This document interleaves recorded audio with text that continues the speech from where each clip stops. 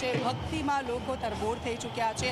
જય રણછોડ માખણ ચોરનો નાદ અહીંયા સંભળાવી રહ્યો છે, કારણ કે લોકોએ તૈયારીઓ કરી હતી અને આજે એ દિવસ આવી ગયો છે કે ક્યારે વાલાના વધામણા કરીએ। અમે પ્રભુ માટે શું કરી શકીએ?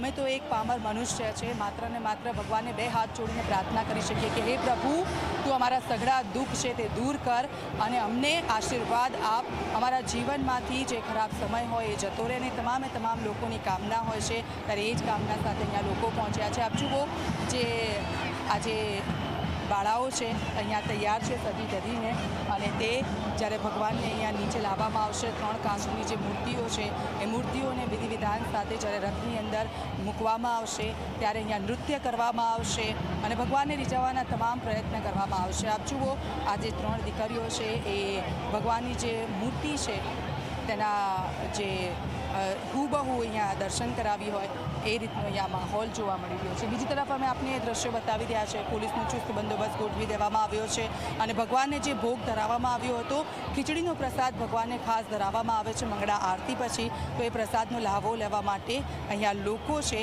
એ લાઇનમાં ઊભા છે અને એક પછી એક અંદર જઈને તે લોકોને પ્રસાદનો લાભો મળી રહ્યો છે। અને એવું કહેવાય છે કે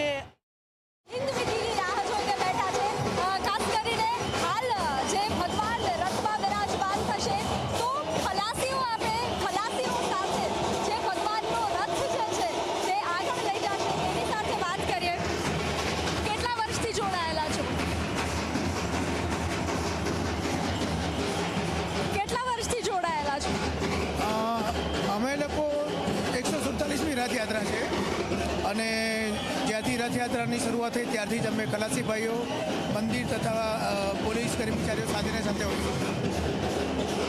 જે રીતે કહેવામાં આવે છે કે આ ભગવાનના રથમાં જે છે તે અશ્વ રાખવામાં નથી આવતા, જે ભગવાનનો રથ જે ખેંચવામાં આવે છે તેનું અનેરું મહત્વ હોય છે, તે મહત્વ કહેશો?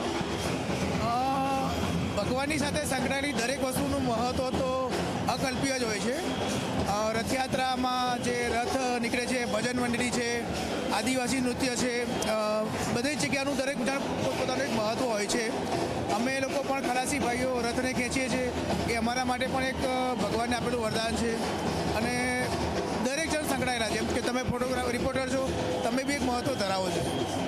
ભગવાનના રથને આગળ લઈ જવા માટે કેટલા ખલાસીઓ જે છે તે હાલ તૈયાર બેઠા છે? લગભગ દરેક રથમાં 1500થી 2000 ખલાસી ભાઈઓ તથા જનરલ પબ્લિક હોય છે, પોલીસનો કાફલો હોય છે, એ રીતે રથયાત્રાનું આયોજન થતું હોય છે।